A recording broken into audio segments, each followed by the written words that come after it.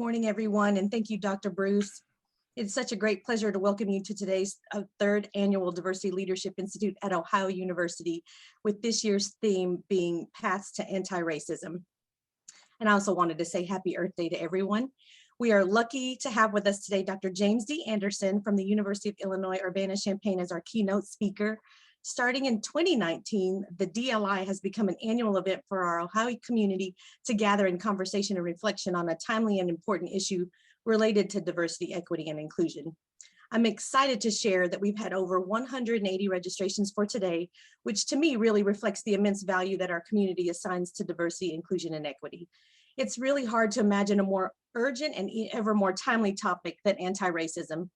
In recent weeks, we have witnessed in horror the killings of Dante Wright and Adam Toledo, two more stark reminders of the vulnerability and fear that African-American community, and especially our Black men, carry with them every day.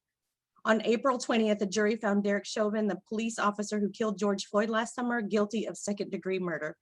Despite justice being served in this case, there is still so much work left to be done. According to a recent New York Times report, since testimony in Chauvin's trial began on March 29th, more than 3 people a day have died at the hands of law enforcement nationwide, with Black and Latino people representing more than half of the dead. In fact, at the very same time that the Minnesota jury announced their verdict, a police officer in Columbus, Ohio, shot and killed 16-year-old Micaiah Bryant. And of course, the wave of racist violence and hatred directed against Asian American, and Pacific Islander people is continuing unabated as we enter the second year of COVID-19. Here at Ohio University, we recognize unequivocally that Black Lives Matter and are determined to work towards a culture of anti-racism, anti-violence, and non-discrimination. Every day, we strive to be a campus community where everyone can thrive and realize their potential. Our diversity is our greatest asset, and we stand ready to fight for our shared vision of equity. I'm deeply grateful to Ohio University President M. Dwayne Nellis for his steadfast support of diversity and inclusion at Ohio University. Under his leadership, Ohio has embraced diversity and inclusion as our core value and as an enduring strategic priority, which makes conversations like today possible. It is now my great pleasure to welcome Dr. Dwayne Nellis. Thank you, Gigi, and good morning, everyone. I'm proud to welcome all of you to this keynote lecture, and I'm especially thankful that we have Dr. James Anderson with us, and I'm looking forward to his special remarks. Our Diversity Leadership Institute is an important opportunity for members of our university community and the surrounding community to come together. Today, we'll be sharing, learning, and exploring essential and meaningful topics related to diversity, equity, and inclusion. And as we've seen in our country and in our own community in the last year, it is critical that we have these discussions and events. The topic of this year's Institute is Pathways to Anti-Racism, which is a particularly salient topic for today's world, and we've seen that here in just the last few days as well. I was very pleased that the Ohio University Board of Trustees recently affirmed the new Inclusive Excellence Strategic Plan for Ohio University. Anti-racism is a guiding principle of the new plan, which will promote an atmosphere of understanding for all Ohio community members. The planning is putting into place strategic goals and action items for the university, and I'm very proud of the work that they are doing. At the same time, though, it's up to each of us as individuals to stand up to racism and oppression. We must do what we can in our own lives to make all feel welcome and accepted, and we must stand up against systemic racism. Today's event will be an important learning opportunity for each of us. I thank you again for being here today and for your part and really your responsibility to help promote diversity, equity, and inclusion at our university and in our community. And with that, I'd like to bring back Dr. Sakubin to lead the program. Gigi. Thank you, Dr. Nellis, and thank you all for joining us today. I know that right now we're working on the Zoom capacity. There have been a little glitch this morning, not allowing folks in. So if you all could let folks know we're to be patient. We are furiously trying to get that rectified. The program is being recorded today as well. So I'm proud to also share, as Dr. Nellis mentioned, reaffirming our Inclusive Excellence Strategic Plan for the campus under the Board of Trustees that just happened within the last few weeks under Chair Janelle Coleman. As many of you know, our Inclusive Excellence Strategic Plan is a blueprint for all academic and administrative units here at Ohio to translate our shared vision of diversity into institutional action and practice. The planning process for strategic planning began with the first DLI in 2019, which was the first of many conversations across campus to gather feedback and input. Over the past 3 years, campus leaders, students, faculty, and staff have made their voice heard and driven our strategic planning process. To just name a few, the President's Council, the Black Student Organization Coalition, Student Senate, Administrative Senate, Faculty Senate, the Dean's Council, Bobcats Lead Change, the Dean of Students Leadership Team, as well as countless others. Based on our campus-wide conversations, together we formulated 4 interrelated goals: fostering a sense of belonging for all, recruiting and retaining a diverse campus community, reimagining teaching and learning with inclusivity as a core design principle, and fostering an enduring commitment to data collection, analysis, and continuous improvement. With the support from leaders all across campus, we identified concrete action items that we will implement beginning this summer and fall. I invite you all to visit our website at ohio.edu/diversity, where you can read the Inclusive Excellence Strategic Plan in full, learn more about future action items, and provide feedback. Before we transition to the keynote speaker, I want to take this brief opportunity to thank the Dli Committee for their work over the last few months, putting together and executing the plan for today's event. I want to give special thanks to Dr. Dwayne Bruce for not only chairing the committee, but operating the technical side on the back end, as well as the committee members, Dr. Adrian Irby, Dr. Kelly Broughton, Dr. Tanisha King, Micah McCary, Pat Bungard, and our student committee member, Demetrius Guest. It is now my pleasure to introduce distinguished keynote speaker for today, Dr. James Anderson. Dr. Anderson is Dean of the College of Education, the Edward William and Jane Marr Gutzel Professor of Education, and an affiliate professor of History of African American Studies and the College of Law at the University of Illinois Urbana-Champaign. His scholarship focuses broadly on the history of U.S. education with a subfield on the history of African American education. His book, The Education of Blacks in the South, 1860 to 1935, won the American Educational Research Association Outstanding Book Award in 1990. Dr. Anderson was elected to the National Academy of Education in 2008. So if you have not picked up his book, Education of Blacks in the South, it is available through the University of North Carolina Press. And at the time that I got it about a month ago, they were on sale. So running a special sale for Black history books. So again, welcome to Dr. Anderson. Dr. Keen and I lovingly call him Doc Anderson. So we're so super excited to be able to work with him on today's program. And we know that if we could have, we would have the opportunity to bring you here in person, but we're glad you were able to join us here virtually. And I'd also like to welcome our very own Dr. Tanisha King, who, as many of you know, serves as our Chief Inclusion Officer of Ohio University and the Heritage College of Osteopathic Medicine. Yes, sir. I'm going to pull up your slides now. Okay, thank you. And everyone, we will share the slides following the program today, so no worries about having to take rigorous notes. We'll make sure to get that to you all by email. Okay, so let me say thanks to everyone for taking time to attend this session, and I look forward to questions and answers from you and comments from you, but I'll go ahead and get started. Next slide. And I want to do about 3 or 4 things here. Understand the effects of implicit unconscious racial bias, understanding the meaning and effects of institutional racism, understanding racism as a public health crisis, and also I'm always reminded about social movements, learning from my own experience in civil rights movement is that even when you think your cause is self-righteous, even when you think it's reasonable, and there's no reason for anyone to oppose, just keep in mind the empire strikes back. And an example, I remember when as a student, Lyndon Baines Johnson went to Howard University to announce affirmative action as a new policy to try to help remedy the historic exclusion. In that case, it was focused mainly on African Americans. It just seemed so reasonable. That was a good way to open up access and opportunity. The next thing you know, we had the Funes case and the Bakke case. Then case after case, there are 4 cases now before the Supreme Court.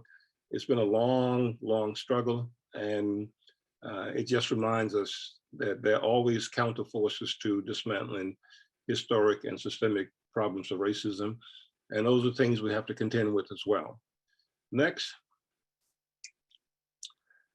So I'm reminded that less than a year ago, where the nation was after the killing of George Floyd, Quinnipiac did a poll that was conducted in June of 2020, and 68% of voters at that time said that discrimination against Black people in the United States was a serious problem.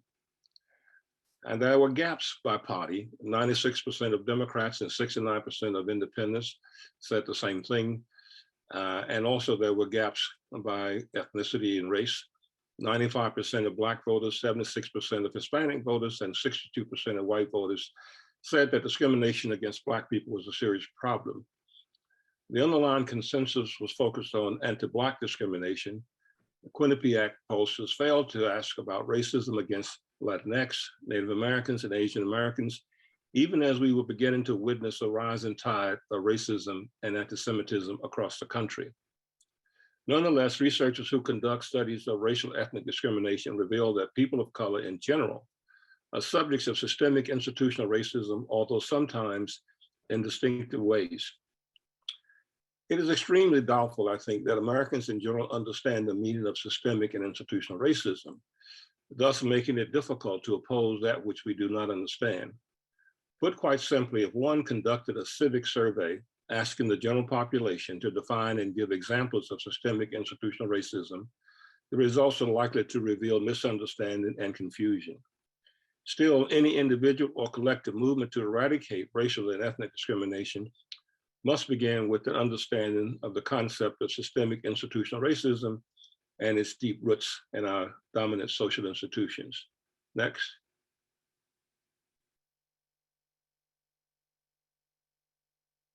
Now, what we're seeing and what we're witnessing lately is a rising tide of racism. I want to take some time to look at overt racism versus implicit bias.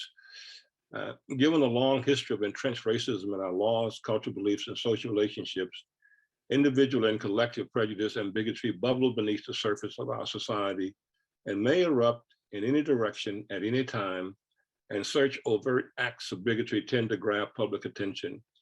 And we see that now there's been an eruption of anti-Asian racism and hate. And the recent report by the Stop AAPI group says that been about 3,800 hate crimes in the past year. And they also point out that Asian women have reported more than twice as many anti-Asian hate incidents as men. And so that eruption, I think, is capturing a lot of headlines, and we're more and more aware of that. At the same time, in its annual audit, the Anti-Defamation League reported a record number of anti-Semitic incidents in the United States in 2019. And further, Inside Higher Education reported a rise in campus anti-Semitism for the fall of 2020. If we recall, the chant of the Charlottesville demonstrators was not only "You will not replace us," it was also "Jews will not replace us." Reports of hate crimes against Latinx, including the recent shooting massacre in El Paso, Texas, increased in 2019, while the overall number of reports of hate-motivated killings hit its highest level since data began being collected in the early 1990s. We saw the same kind of eruption against Muslims following 9/11, and that has continued with efforts by various groups and political figures to ban Muslim immigration to the US. Still, the more subtle and quiet practice of implicit bias and institutional racism, which may go unnoticed or appear to be race neutral, have a much greater impact on the life chances of communities of colors than overt racism. Next. Now, I want to start with implicit racial bias because sometimes people think that feelings and attitudes are kind of personal and don't really have an impact on the lives of people. And I recall the line from a song Ray Charles used to sing a lot. It was sticks and stones may break my bones, but talk don't bother me. Well, actually talk does bother because talk translates into attitudes and feelings and dispositions, and they can have an impact. And so one of the things I want to bring your attention to was a study that was done by the Yale Child Study Center, in which they recruited approximately 135 preschool teachers to watch video footage of 4 kids, a black boy, a black girl, a white boy, and a white girl. Now they recruited teachers from all different ethnic backgrounds to watch. The teachers were told to press the enter key on their keyboard every time they saw a behavior that could become a potential challenge. In the video, there was no bad behavior. They had arranged that. While the teachers were doing this, the researchers were using eye scan technology to measure the trajectory of their gazes to see which kids they were watching, anticipating bad behavior. The researchers then asked the teachers which kids did they feel required the most attention. 42% said the black boy, 34% the white boy, just 13% the white girl, and 10% the black girl. And what this reminds us is that the unconscious bias, unconscious prejudice, still ends up in the hands of professionals who make decisions and important decisions about education, health, and the life chances of communities of color, individuals of color. Now, next slide.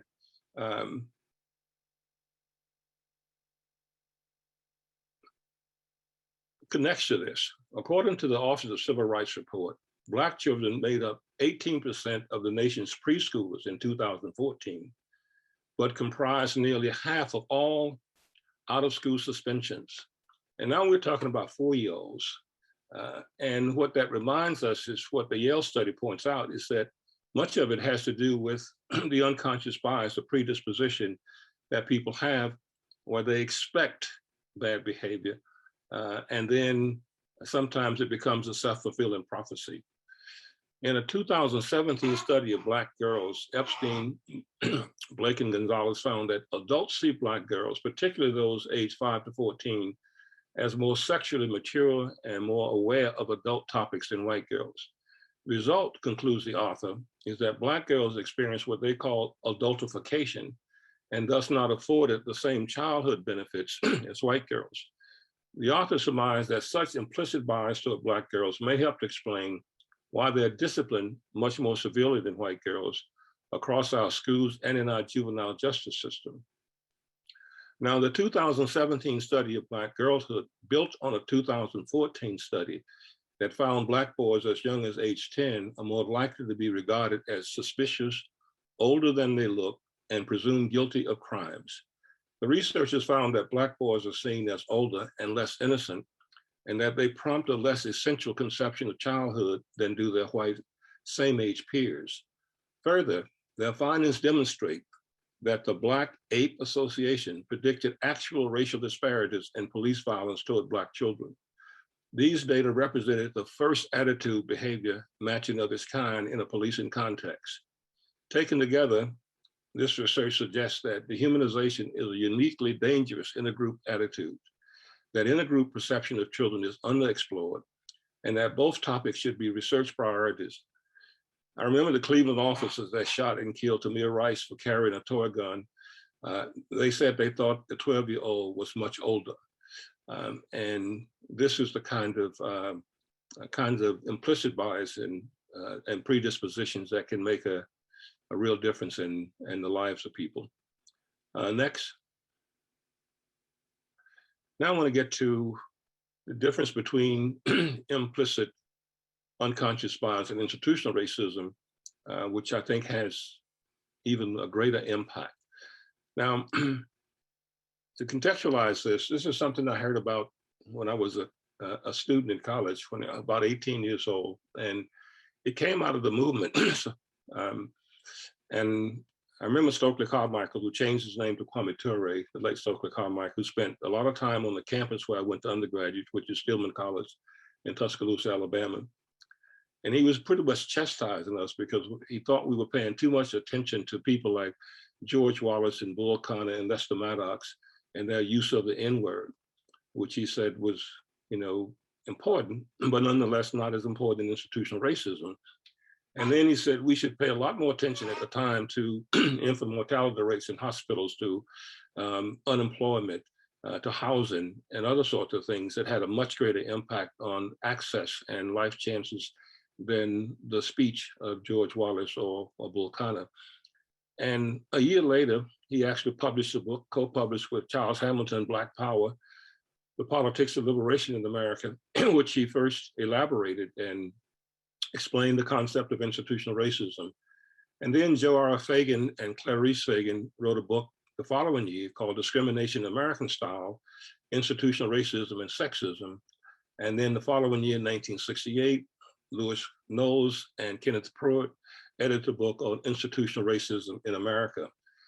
And it was through from the movement, which was in the Student Nonviolent Coordinating Committee, where Carmichael was once the head of it, into the book, and then finally into the social science literature as a very legitimate concept, even though the courts have not been friendly to the idea of institutional racism. They have been much more friendly to individual and intentional racism.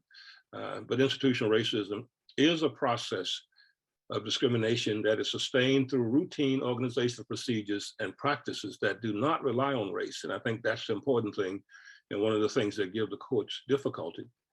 It does not rely on race or color as a rationale for discrimination. In contrast to overt racism perpetrated primarily by individual actors, institutional racism is carried out mainly by dominant social institutions.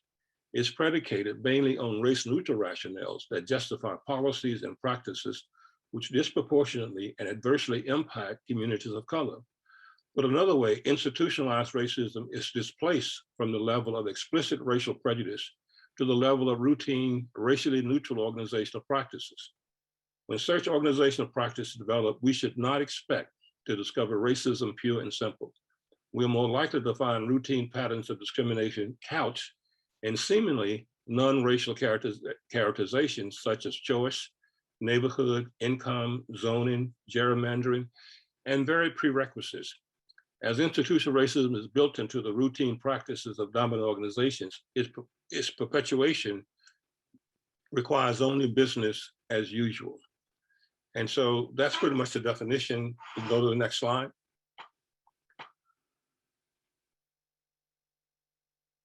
So what I want to do is take about 5 or so areas as to how institutional racism actually have a very profound impact.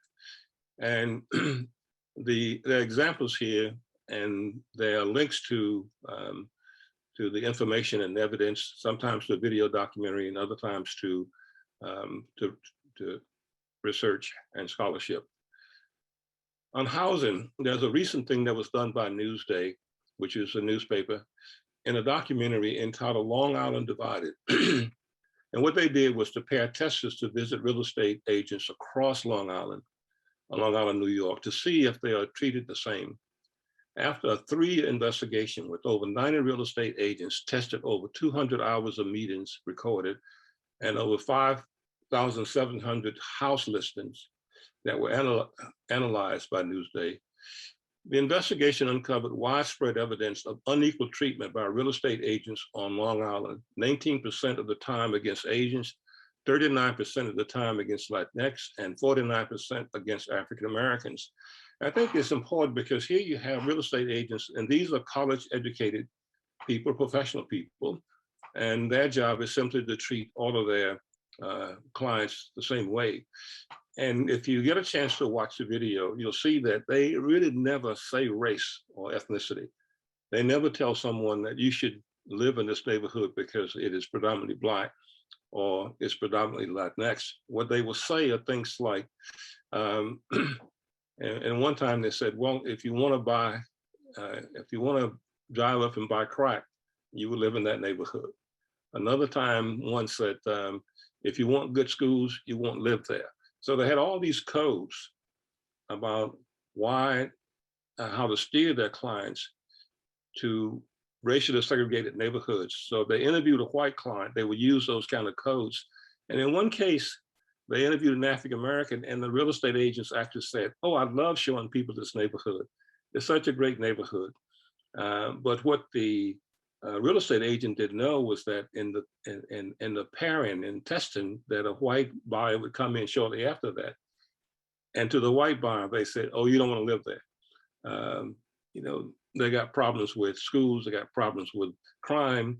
And so this is how institutional racism operates, in a way that they don't ever use the word race or color or anything like that. They have all of these codes that they use, but they ended up steering people into segregated neighborhoods. We see the same thing in the criminal justice system.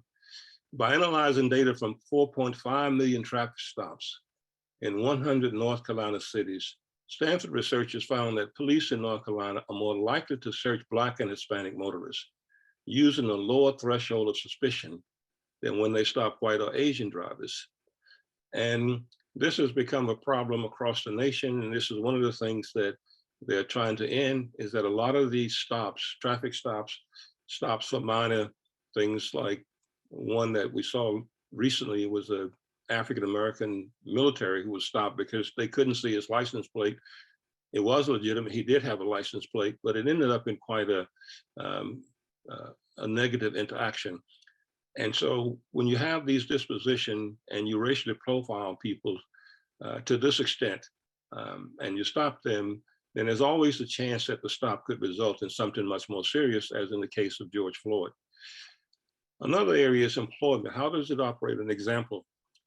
To manipulate perceived race, researchers randomly assign resumes with African-American or white-sounding names to labor markets in Chicago and Boston. Now you might ask, what are African-American names? What are white-sounding names? They kind of did the stereotypes and how they thought that the employers would perceive them. So they used names like Emily and Greg for the white applicants, and names like Lakeisha and Jamal and Lakeisha for the African-American. Well, they weren't really real applicants. They were just resumes that were manufactured. And so they just put the name on the resumes. And what they found was that that perceived white names like Emily and Greg received 50% more callbacks for interviews than perceived Black names like Jamal and Lakeisha. Callbacks were also more responsive to resume quality for white names than for perceived African-American names. The racial gap was uniform across occupation, industry, and employer size. They also found little evidence that employers inferred social class from the names. Differential treatment by race remains prominent in the US labor market. And what this research shows us is that just the mere name itself can be the reason that you don't get a job interview, irrespective of your accomplishments. Next.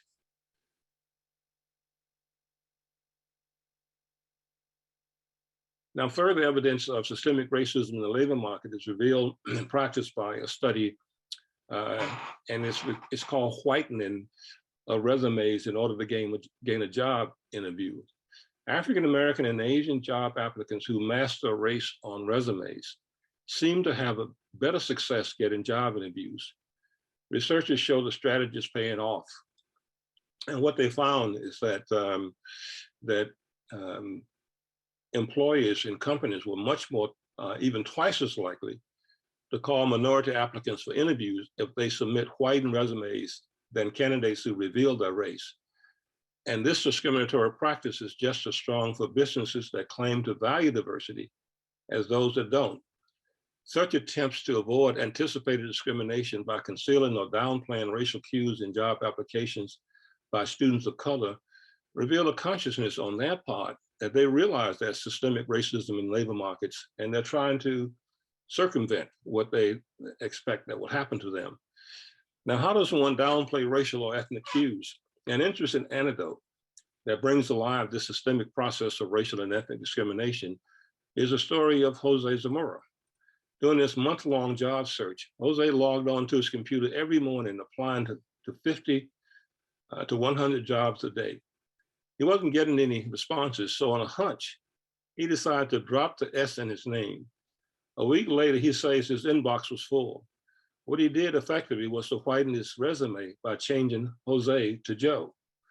And the story on that is carried in Business Insider, and the link is there for people who want to see the full story in more details.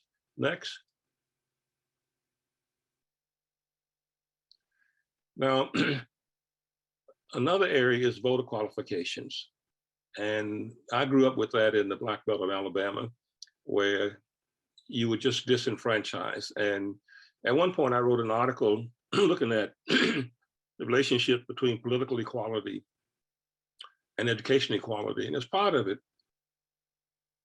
I was able to look at voter registrations in what we call the Black Belt counties in Alabama. It's about 25 counties in which about 23 of them have a predominantly Black population. For example, the county that I was born and raised in, Greene County, had an 80% Black population in 1860 and has an 80% Black population today.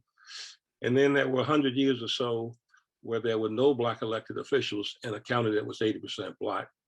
And I recall growing up that no one in my family had ever voted. My grandparents had great-grandparents. My mother didn't get to vote until 1968. And so the disenfranchisement was severe. And so what I did was to take a look at those counties and see exactly, because for a long time, information was not shared, but under the Attorney General, Nicholas Katzenbach, he collected registration in all those counties. And when I looked at those counties, I couldn't believe that there were counties, at least 2 of them, in 1960, with vastly majority Black population, had no Blacks registered to vote. And then there were others where the voter registration was little or nothing. I also saw that in many of those counties, maybe 3 or 4 of them, at least 3 or 4 of them, where the white registration exceeded 100%. Now we know that registration can never exceed 100%. And you would think that having that information and seeing that on their voter rolls, it exceeded 100%, there would be this great outcry against voter fraud. But there was nothing said about it. Now, after the passage of the Voting Rights Act in 1965, which really allowed my mother to vote, we thought that we had put this behind us and that we would never have to deal with this again, because there was registration across the South, there were election of Black officials across the South, and everyone held a new day and a free and fair right to vote. And then it came back, and I'm not even dealing with the president. I will say something about it. But even before what we have this year, with 43 states or so passing voter restriction laws, even before then, this movement was underway. Back in 2011, 38 states introduced legislation to constrain and obstruct universal suffrage. Florida's voter suppression law eliminated the final Sunday before Election Tuesday. And here's what is being done and why it's a classic example of institutional racism. And I didn't really know much about it, but I discovered that within the African-American community, there is a tradition called souls to polls. And that means they go to church on that Sunday before election, and they leave church and take a lot of people to vote. In the 2000, I believe, 8 election or 2012 election, on that Sunday, African Americans constituted 1/3 of all the votes in America, to just remind us of just how important that was. Well, once officials who were in charge of voter registration figured that out, they said, well, why don't we just eliminate that Sunday before the election? Well, they knew with the elimination of that Sunday, it was targeting Black voters in a way to disadvantage. Georgia invoked the so-called exact match law to suspend 53,000 voter registration applicants. Various state laws prohibit 6 million Americans with past convictions from voting. Now, this was interesting in the past election because I think it was in Florida where there was, from a popular referendum, the voters said that people with past convictions who served their time should be allowed to vote. So it seemed to be clear that that would add quite a few, I think a 250,000 voters to the rolls. And then the state decided, well, before you can vote, you have to pay all past fines, court costs and everything before you can vote. And the state thought, well, we shut that down. They won't be able to vote. Then came Bloomberg that offered $20 million to say, hey, I'll pay for that. And the state said, no, we don't want your 20 million. You don't understand. We don't want them to vote. And so they would not accept it.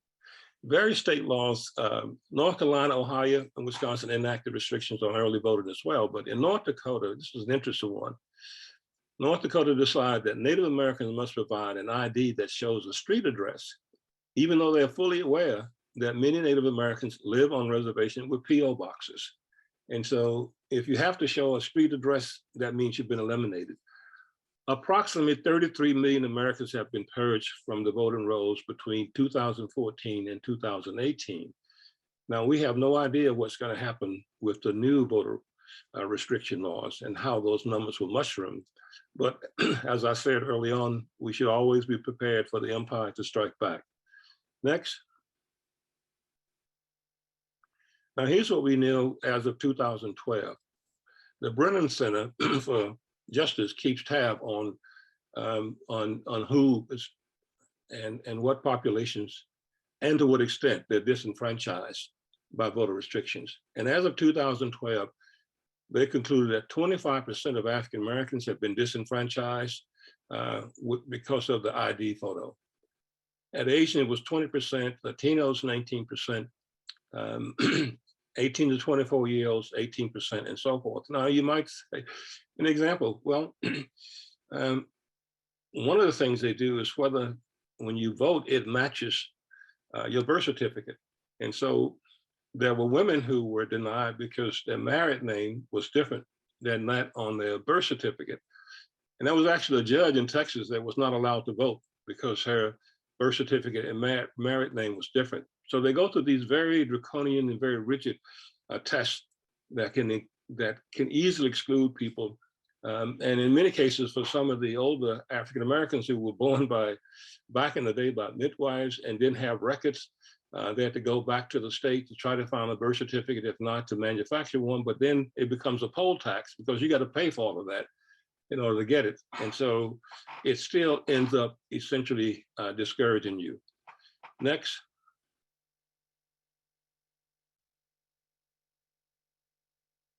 Now, one of the questions has risen of late is whether racism is a public health crisis. And as we recall, in Michigan, the governor did sign an executive order officially declaring racism a public health crisis, and required with the Department of Health and Human Services to have state employers complete implicit bias training in an effort to confront systemic racism head on and to build a more inclusive and unbiased state. Now, one of the questions is, do we have any kind of research in the sciences that would indicate that racism is a public health problem? Now, there are a lot of people out there which probably say, well, we don't need any science. We already know from our day-to-day experiences that it's a public health. But as you know, it's important to take some things that are factual premise and then test them by the evidence. And we do have some very important evidence that has been developed and will continue. And it comes mainly from an author, Jennifer Richardson, who's now at Yale University. She won a MacArthur Genius Award, a really brilliant a scholar in this area. But it all started when she was in the formative stages of her career when she was at Dartmouth College. And she was with a group that do MRI research. Now, what they do with a lot of that research is, sometimes they work with college students and to see to the extent that alcohol will impair their problem-solving abilities and freeze the executive portion of their brain. And they know because they do two things. They have MRI imaging that can see when the brain is frozen from the consumption of too much alcohol. And they also have tests that they give them called the Stroop test of cognitive ability. They give it before the consumption and after the consumption. And then they can see that their capacity to solve problems significantly reduced as a consequence of the freezing of the executive decision-making portion of their brain. So while she was there, somebody said, I wonder if race operates the same way. And the response was ludicrous, ridiculous. Why would, and the person said, of course we would know, because we can use the same images to see if the brain freezes. We also can give them the Stroop test of cognitive ability before and after, and we'll see if it has an effect. Well, they ran the test and they created these groups, and they started with a room, say, of white students, and they would have an African-American student to come into the room and just engage them in conversation. And then they would give them the Stroop test before the Black student entered the room, and then they would give them the Stroop test after. And they also would do the imaging with the MRI. And then they discovered that, yes, these racial interactions would cause a freezing of the executive decision-making portion of the brain that would show up on the MRI images, and also that the students perform worse on the Stroop test after the interaction than before. And so they actually ended up with some very concrete proof of just how race has become an indelible imprint on the minds of all of us and how it operates when we interact with each other. And then she decided to do the same kind of research on African-American students to see, once they engaged a white majority, if they had the same kind of performance on the Stroop test and the same kind of images in the brain in terms of its freezing, and they found the same. And what they have discovered is that racism is such a public health crisis that we live with it every day.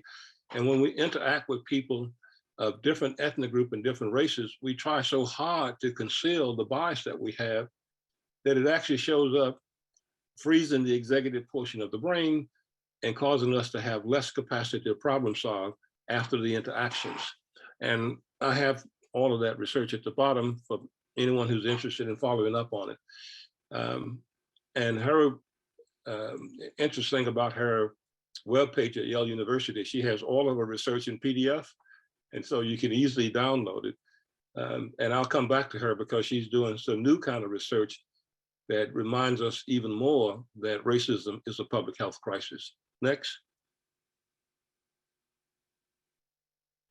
So here's some of the counterforces. Here's how the empire strikes back. There is strong opposition to the passage of the George Floyd Justice and Policing Act. And we don't know if it'll get to Congress, but this I am convinced that the court decision is far less impactful than the George Floyd Justice and Policing Act.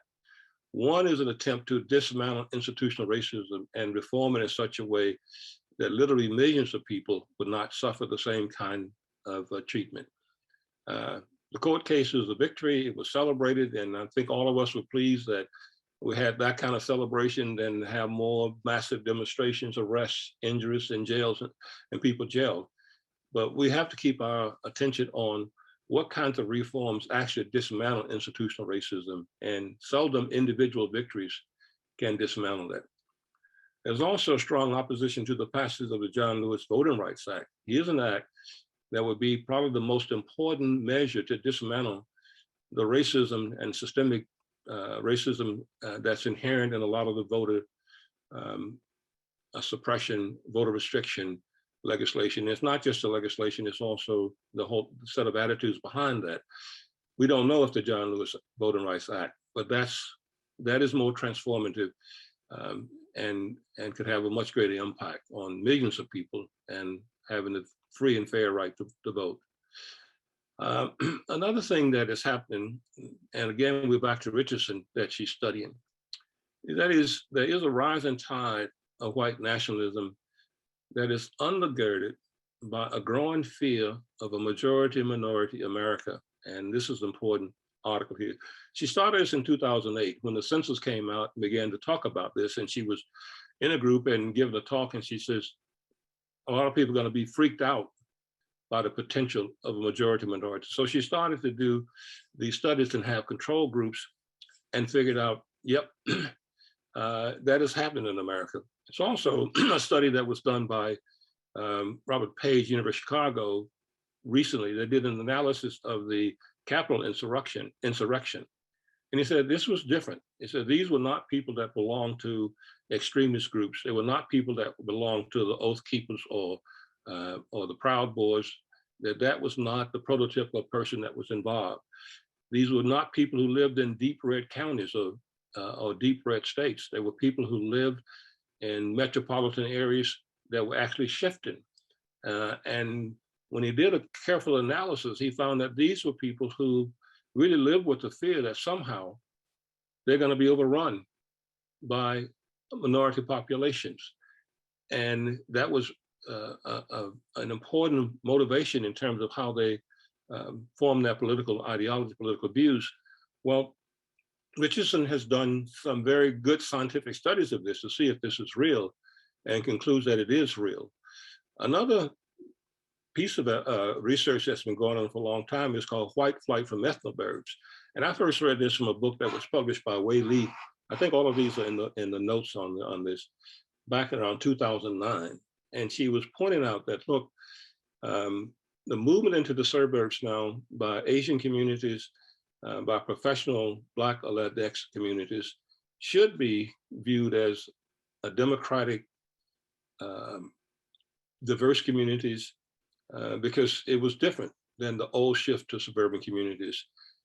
And she found that there was a lot of resistance, and there was a lot of white flight from Asians in the and what she called the new ethnoburbs in America.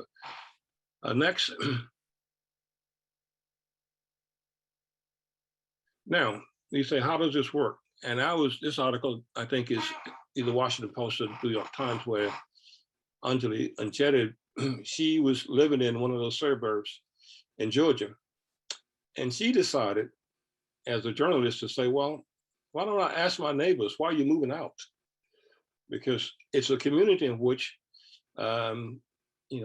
people are college educated, very professional, all the homes are, and there's not a sense of the neighborhood is going to the dogs, or that populations are moving in where the children have low achievement.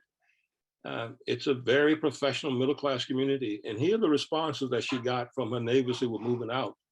And these are anecdotes, but it's reflective of something that's going on in America that we need to be concerned about. And one said that her daughter Nora is good at math, but then she said there are too many kids here good at math. They're affecting her self-esteem. Another one said Asian parents take their kids for extra tutoring. It's not fair for the regular kids. Another one said the high school is too competitive. My kids won't get into a good college because of all these Asians. And another one said, I want my children to grow up in the real world. This is not the real world. The point that this research by Richardson has shown, as well as the journalistic cover and the book that was written by Wei Li called Ethnoburbs, is that we're not making the transition to a democratic, diverse society in the way that we might have imagined or hoped to, that there are underlying fears that we didn't detect along the way. And they're starting to raise the ugly head, so to speak. And so whether it's a Capitol insurrection or attacks on Asian communities or white flight, there's something that's going on in America that we have to first understand, and we have to take it head on if we're going to move toward a society that's diverse and inclusive, and that's fair and free to all. Next. Okay, I think that's it of my comments. And so we'll see if we have any questions or comments at this point. Excellent, excellent, excellent. Excuse me, Dr. Anderson, thank you so much for brilliantly presenting this historical racism in education. And more importantly, I just really appreciated how you framed how institutionalized racism is embedded in the fabric of our society. touching everything, everyone, every day. And I think that's what I got out of it, right? That we're in a system where we're exposing or exposed to these things in everyday life. And it's really important to me as a DEI practitioner to help people connect the dots. And I think you did so in such an excellent way today. So thank you very much for framing it in that way. Participants, I will first review the questions that were already submitted in advance. I may only get to a few of those, which means I may not be able to get to live questions today. So we apologize for that, but we want to make sure that we stay on time. But I think the questions that were already submitted in advance are excellent ones that are really going to cover a broad range of topics and areas. And so, Dr. Anderson, another important factor in this DEI work for me is how the socialization process, right, is passed down from generation to generation and really is upheld often blindly, especially in our educational system. You mentioned the adultization of Black girls and boys and kind of alluded to this disproportionate school suspension that is present in our systems, and it's a result of implicit bias. So one of the questions submitted in advance was, how do you incorporate anti-racist material into a K-12 school system successfully? And how can anti-racist educators have productive conversations with administrators of the school and community? Yeah, I think I have a list of things. I don't know if I included them there. I don't think I did, but on how to have anti-racist teaching and conversations in our schools, even at an early age. And there are documentaries, PBS documentaries. The basic principle is, I think children learn from children at different age groups. So if you want to teach anti-racism, say at elementary school, then you would see the involvement of elementary kids in anti-racist either thoughts or the way in which they're socialized into racism. And one of those videos, for example, actually comes from different places in the world, from Mexico. One comes from Mexico, one comes from Italy. And they're doing the doll test, much like Kenneth and Mamie Clark did for the Brown decision. And so what they did, and what they're doing, the one that came from Mexico, it shows us that kids at a very young age have already learned the value of color and complexion, and what it means in terms of beauty and who's ugly, who's bad. These things are already there. And so by having children to see how other children are socialized into almost, they're not old enough to understand what racism means. They're just almost instinctive respond. And they point at a doll, they say, which one is the bad doll? And they point at the one of color. Which one is the good? Which one is the beautiful one? So somehow in their socialization, in their home, so we know where it comes from. Somebody has said a statement, someone has made a remark to indicate the value of complexion, or who's more likely to be criminal, who's more likely to be beautiful or smart. And they've picked it up even by the time that they're 5 years old or younger. And so by using those videos with kids, they can see how they are socialized into it and have a chance to reject it. In other words, to unlearn and relearn from those kind of videos. There was one project that was done on the East Coast. It was, and the question was, can racism be ended in the 3rd grade? And so there was a set of teachers that went through exercises where they tried to unlearn racism and relearn more positive, diverse attitudes. And the old one, by the way, is still used for the class divided, that was done in the Eye of the Storm, where she did this exercise after the assassination of Martin Luther King. And what she demonstrates is how quickly young people can be socialized to be discriminatory, to have racial prejudice. And at the same time, she demonstrates how it can be unlearned and they can relearn something that's different. So I think teachers have some tools to work with. Again, you know, they have to anticipate when they go into this area, there could be a lot of complaints, and they could come from families, from the neighborhood, but at the same time, there are things that are tried and true that are really good pedagogy. And by finding out what those things are and sticking with those things, we have a chance to expose to our kids at a very young age what's the meaning of bias and racism, and how it's manifested once it's learned. And then at the same time, have them to understand you can unlearn this and relearn something that is much more positive. Excellent. I really appreciate that, learning versus unlearning. And that's something that our participants today are going to get to dive a little bit more to in their breakout sessions later this afternoon. You talked about the strategies in the K through 12 system. What strategies do you recommend or encourage for the college campuses to be more proactive in terms of anti-racist education, right? So we have statements that we put out and we're very vocal about standing in solidarity and standing against racism, but what does it look like on a college setting to actually implement the strategies? And then what does accountability look like in that same arena? Well, I think one of the challenges for the colleges, and one of the things that they're going to have to think about very seriously, and that is, having what we call race-sensitive policies that really identify where there are problems in terms of access, and then be bold enough to work on it. Now, and let me give you an example. The pandemic, for instance, shows us how we are paralyzed in this way. We had all kind of information we needed to show that Native American population was disproportionately and adversely affected by the pandemic. We knew that African Americans were disproportionately and adversely affected by the pandemic. We knew that Latinx communities were disproportionately and adversely affected.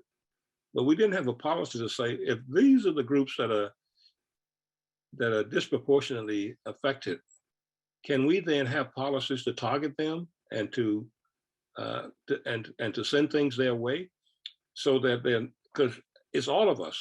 As I was having a discussion with the president earlier, that this can spread to all of us, but we knew that there were populations of color that were hard hit by this, and yet we seem to have our hands tied and the inability to say, well, why don't we put more testing or more vaccination, whatever we need, why don't we put this in the community to make sure that they're not disadvantaged because of the accident of birth. And the other thing is that at our college campus, for instance, I'm thinking about what we do in Illinois. We've always traditionally, in admissions, it's high school percentile rank, it's ACT or SAT, but then the pandemic forced us to admit almost half of the students who didn't take a test. It was test optional. So for the first time, we have a population of students that didn't take the test. And we also seen an increase in the application from students of color because the test is not a barrier at this point. Will we go back to the test, or will we take a very careful study of the performance of these students to see if it makes a difference in terms of the retention and graduation rates? Because they've spent now the better part of a year and a summer and a semester and going into the summer, and our fall class will be test optional also.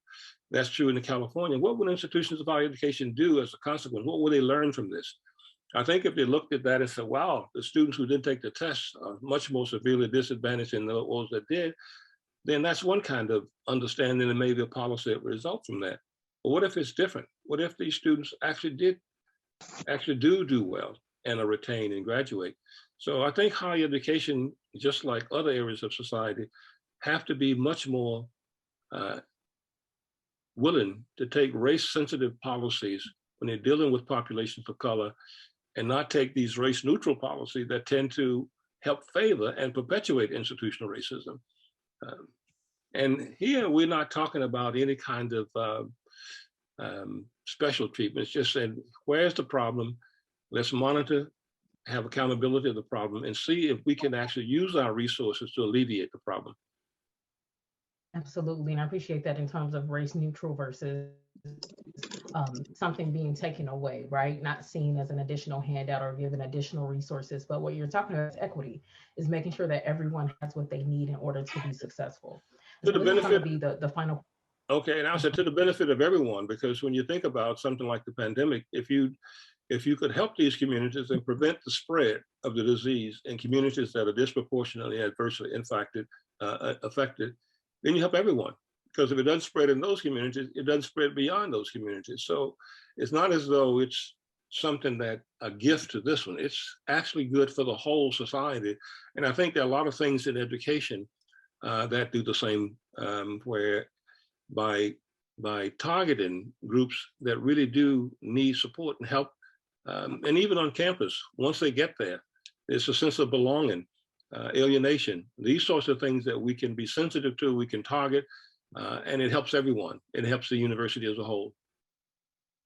Absolutely, absolutely, and that really ties nicely to this final question in terms of when we actually are being transformative and flexible and ensuring equity and creating these policies and being brave and bold and assessing what's working and what's not working. What are your suggestions for breaking down institutional resistance to anti-racist efforts and initiatives? Right? How do we encourage resistant colleagues to engage in this work, or do we focus our efforts differently? No, I think I mean, in order to change or transform an institution, you got to have the core of the institution involved. And one of the things is that, and here's what I always say, because we've been involved in this, where we have a set of standards and the values and say, this is what the institution is committed to. This is the mission. But there's an old saying, and I think it works particularly in this area. And when people say, if you show me your budget, I'll show you your values. And so it's one thing to have these statements, but you got to have it, directly and concretely tied to the resources of the university. And so what we've done at Illinois here, for instance, particularly in the post-George Floyd, we have what called as a call to action, where the chancellor, in addition to the things we do ordinarily, has set aside $2 million for different kind of proposals, different kind of programs each year, where resources are there in order to make a change. And we have these different committees at work. I chair the Teaching and Scholarship Committee, where we're looking at how do we transform the university. But in order to make that transformation, you got to look at recommendations, values, mission statements, tightly connected to the budget. Because without the resources, it becomes more than anything else just talk. And Doc, I know I said that was the last question, but I have to say it because you mentioned budget. So there is an increasing discussion of the use of reparations to try to address past racial injustices. Do you see a role for reparations in higher education? Yeah, I do, in a lot of different ways. And by the way, I did not start out pro reparations. I always remember a quote that came from Frederick Douglass. I read it when I was a student, and Frederick Douglass said, "You may not get all you work for in this world, but you will work for everything that you get." And I thought, that's pretty profound. And it's like, don't expect anything. But then in my research, I was going through the Congressional Globe, looking at the passage of the 14th Amendment right after the Civil War, and discovered that the Confederate States in the spring of 1866 petitioned the US Congress to give them reparations for the loss of their slaves. And they even had a tab on it in terms of how much they were worth. And I thought, you mean the Confederacy asked for reparations? And then I looked at it further and found out that they did pay some reparations. The slave owners in Washington, D.C. got paid for the emancipation of their slaves. And there was another petition from Missouri that was on the floor. And that's when this whole debate came up.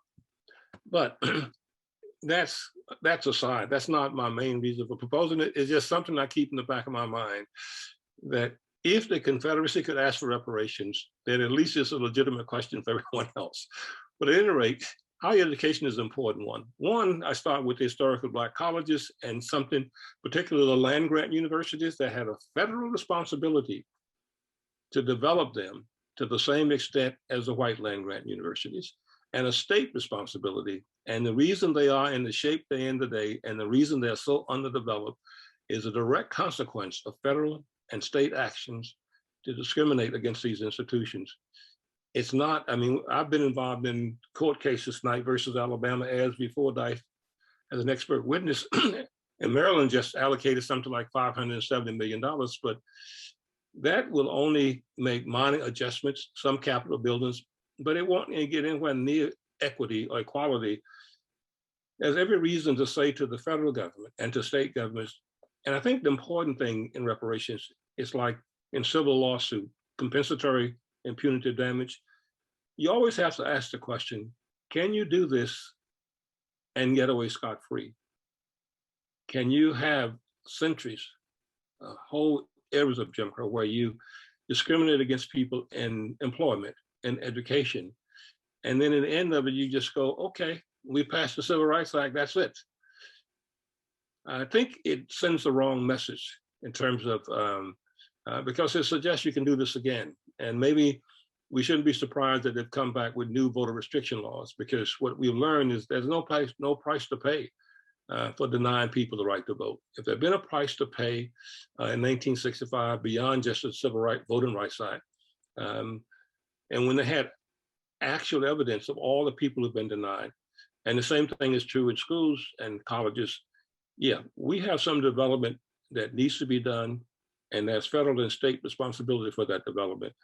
You know, private is another thing, and extremist groups, that's another thing. You know, that's a very different, but when it's direct responsibility or consequence of federal and state action, then federal and state action should always be held accountable for this kind of mistreatment of people because of the color of their skin. Absolutely. Thank you so very much. It's been a pleasure to engage in this conversation with you. I absolutely wish we had more time, as I'm sure the audience does as well. Thank you so much, Dr. Anderson, for your time today. Well, thanks for the invitation, and I hope the rest of it goes well. Okay. Dr. Anderson, everybody, yes, thank you, Dr. McCarthy, for leading the cheer. I appreciate everyone joining us today. I think the research-based perspective is extremely important when it comes to this work, and Dr. Anderson is a master of doing that type of thing. So we really appreciate your perspectives today. And as I mentioned, everyone will be sharing the PowerPoint with all of you that he has so masterfully included the resources as well, and as the links that are available to the topics that he brought up today. So